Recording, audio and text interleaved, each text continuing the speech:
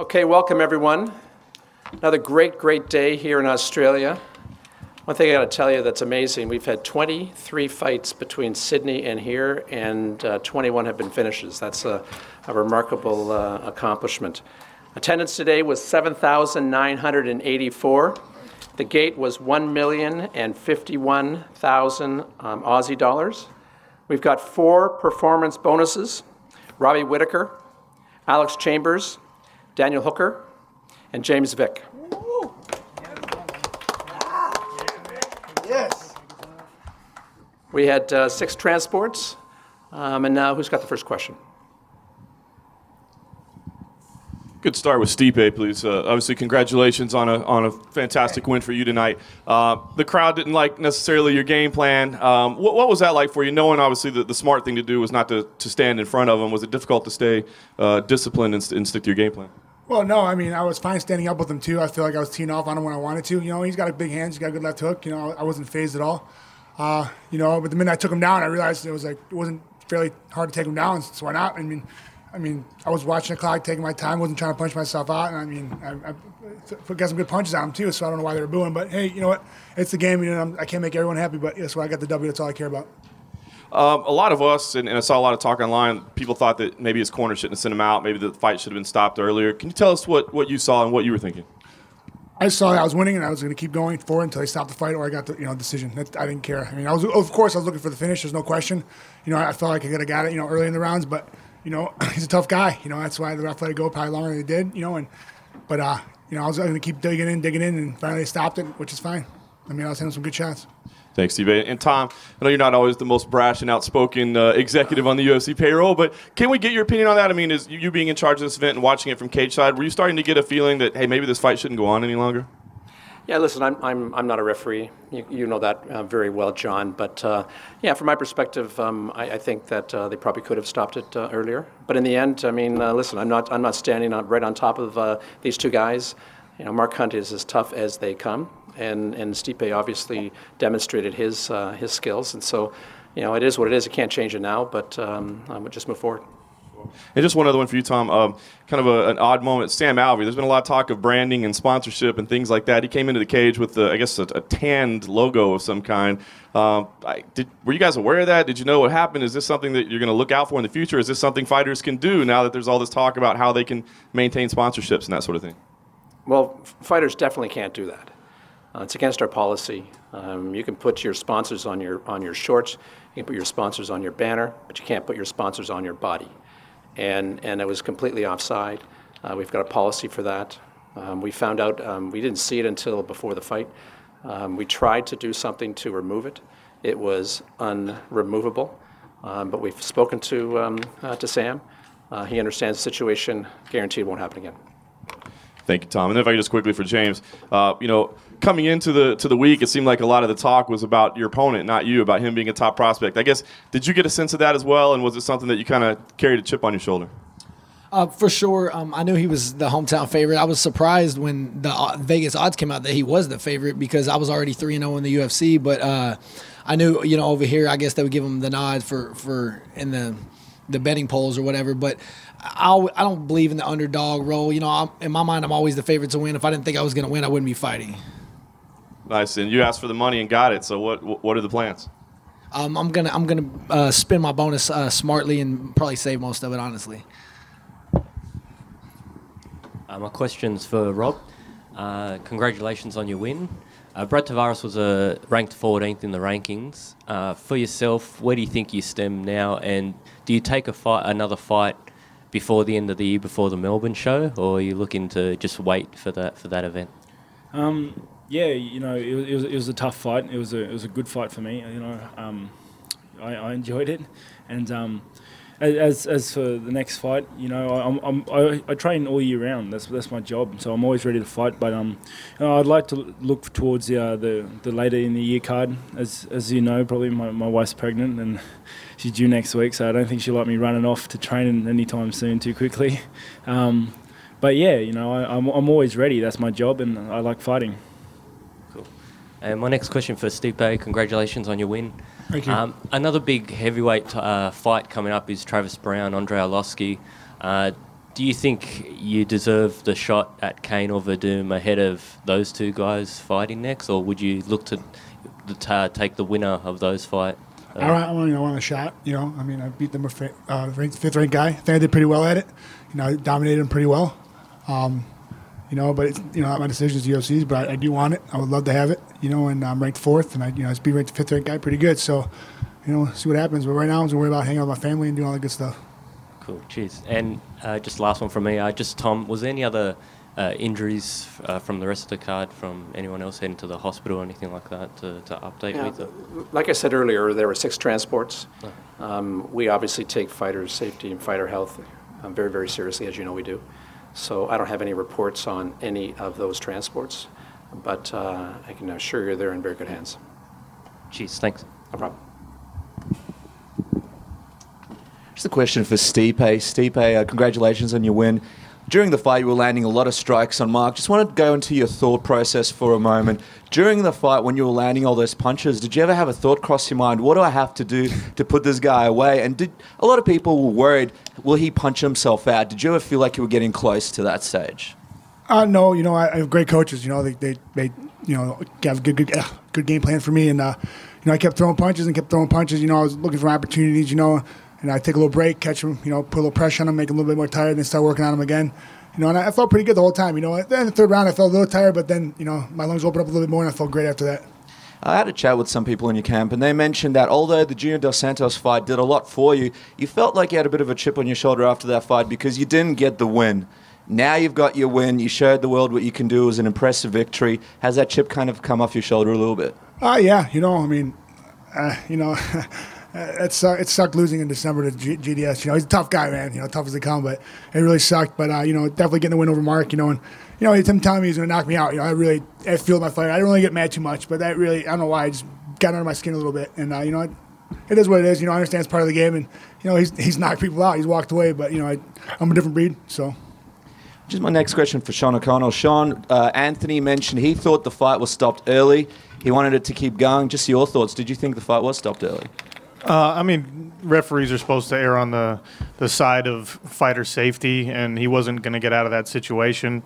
He's a very tough guy, but I could have kept teeing off on him. I actually probably would have liked to land 2-3 more and put him out and on the ground because it looks better for the highlight reel and encourages people to give you bonuses.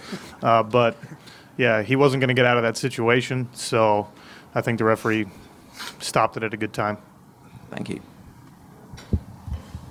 Question for Daniel. Daniel, you looked a lot different than in your last fight, a lot more patient. There weren't too many reckless elbows. Tell us a little bit about your time away and what that's taught you about where you're standing now in MMA. Yeah, well, I've changed things up. Working at Saigon Sports Club with a different coach, Barry Robinson, and we've been working on a whole range of new things. So it was good to get a chance to put it all on display tonight, and it all went to plan. And the southpaw, was that just for this fight, or is that something you'll look at putting into play more often? Oh, well, it's a tool I've got in that bag, I only decided 3 months ago to switch. Started doing a bunch of drills, southpaw, and I was comfortable there, so I've stayed there, and it worked tonight. And a question for Stipe. Congrats on your win, mate. Thank you. Where do you see the Velazquez-Verdum fight going, and which guy do you think you match up best against if you do get the title shot? Between those guys, I think it's, who shows up that day. I mean, Kane's a champ. He's beating everyone. Verdum, he's been doing great lately, too. And it's just, I think whoever implements their game plan will be the best. I don't care who it is. I think I have the best coaches in the world, and they have the best game plan for me when I step in that octagon.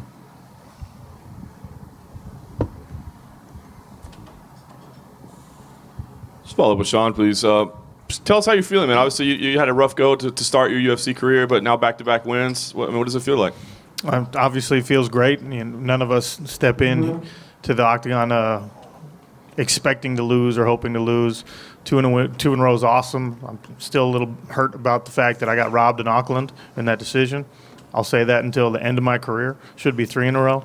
But, yeah, I feel good about the momentum I'm building now. The light heavyweight division is wide open, and I realize it's a long ladder to climb for me, having only 2 wins under my belt in the UFC, but that's what I intend to do and just keep putting on entertaining shows for the fans. And can you tell us what you saw as you were starting? Because it looked like you weren't worried about pacing yourself or punching yourself out or anything like that. I mean, did you know it was going to be done right then? When I heard him, yeah, I knew that. The first time I knocked him back against the cage, my corner's telling me to be patient because I've in the past had a tendency to go a little crazy in those situations. And when I was able to kind of knock him back on his heels again, within 30 seconds or whatever that time span was, I was confident that if I just kept throwing, I could put him away. And like I said before, he wasn't going to be able to get out of that situation. I'll punch for 5 minutes straight if he's hurt like that, and eventually he'll go down. But that's kind of, you've seen my fights before. That's sort of what I do. I should probably start rounding out my skill set a little more so there's more secrets when I come into the octagon. But for now, I'm just punching people. Nice. And what do you think makes sense for you next? You want to get right back to it? Is there a name? What makes sense? Whoever they want. I mean, I don't think it's realistic or I'm in a position to start calling out individual guys or say, give me a ranked opponent or anything like that. I've always had the mentality from my first fight until now that I will fight whoever you put in front of me, and that's not going to change just because I've won a couple in the UFC. All of us have to kind of maintain what's gotten us here. And so whoever Joe and the rest of the UFC brass decides I should be fighting is who I'll take on next, and I'll never turn down a fight. Thanks. And Tom, just one more quick one for you. Obviously, we've got Melbourne in November. Is there anything else on the schedule in your region with Canada, Australia, anything that you can share with us or potential that there's going to be other events in your region before the end of the year? Yeah, we're looking at another couple of events in Canada. We're trying to finalize the schedule. Nothing to report yet, but we'll probably have something to report in the next maybe couple of weeks. Robbie, one for you. Congratulations, mate. You've had a few people out there saying you might be a bit too small for middleweight. In your first fight at middleweight against Clint Hester, you could hear those shots ringing out around the stadium, and then obviously today you just needed that one left hook and he was down. What would you say to those people who think you're a bit small, and where do you think your power comes from? I train hard. I've always trained hard. I know I hit hard. My coaches say I hit hard. My sparring partners say I hit hard. So I think I hit hard. A lot of people said I was too small, and given I probably was, a little smaller, I still am. I'm still growing into the division. I can't just level up like that.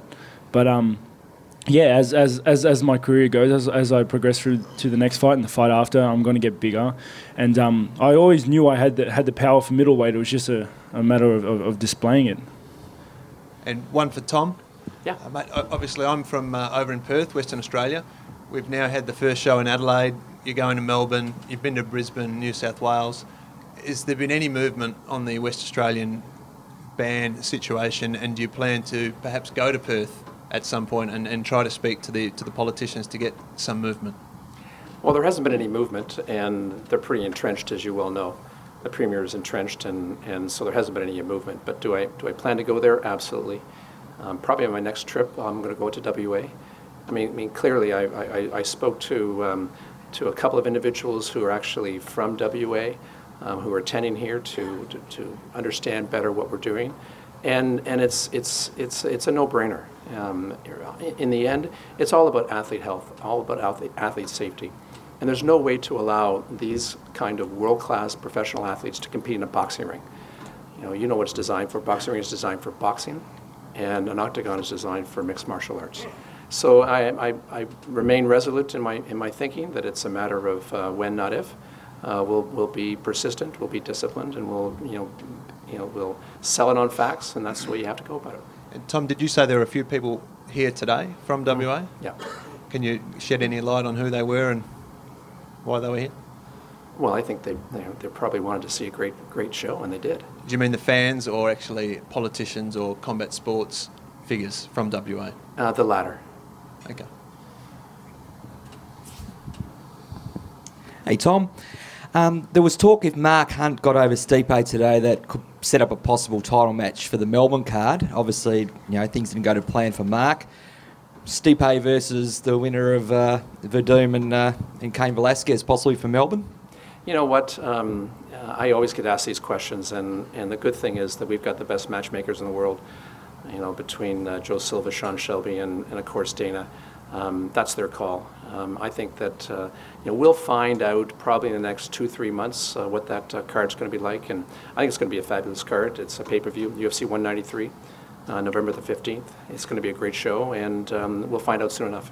Do you believe 1 or 2 title belts might be in the line for that Melbourne card, seeing it's such a historic event? Yeah, I think so. But again, it's all about what our matchmakers do. I mean, they are the best in the business, and I trust them.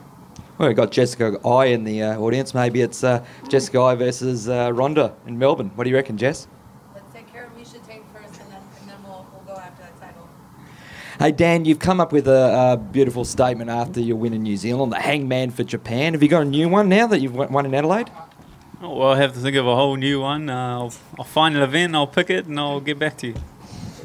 Rue OC, you going to get back in time for your radio show? Yeah, we go live 3 p.m. It's a 3 to 7 afternoon drive show in Salt Lake, and my flight lands at 1 p.m. So I should make it back in time to do the radio show. Plenty of time.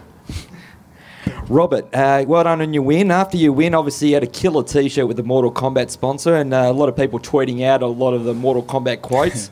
Do you have a favourite Mortal Kombat character, and when are you going to play it next? Yeah, favourite Smoke. He's pretty cool. And yeah, I was playing the games up until I had to leave this morning, so I intend to go back there and do it again. Look, I did in the octagons, and I was like, finish him. Thanks, mate. Tom, you're probably not going to give an answer on this, but just any closer to an announcement on where the Melbourne card will be and how far away can we expect that announcement in terms of the venue? Yeah, we are probably 2 months away before announcing where we're going to be. And as you know, we've got both Etihad Stadium and Rod Laver Arena held, and we won't know until we know the card. Do you have a preference? My preference is that we go to Melbourne. It's going to be great.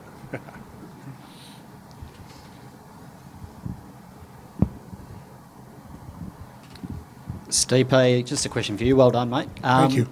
Do you have a desire to fight in the Melbourne card? Obviously, for us, down under, this is probably the biggest, and across the world, it's probably one of the biggest we'll see. Do you have a desire to be part of that, maybe as a headline act? Yeah, I mean, I'm down with whatever, They are my bosses, so, I mean, they tell me when and where. But I love it. I have family from Melbourne, so I like to hang out. Either way, I'm going to come, watch the fights, either way if I'm on it or not. I love Melbourne. I've been there actually multiple times. So, whatever, I'm in. Yeah. So it's a realistic possibility for you? Whatever Tom says. Fair enough.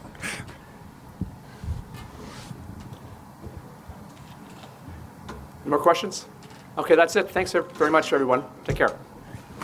Good job, Robbie.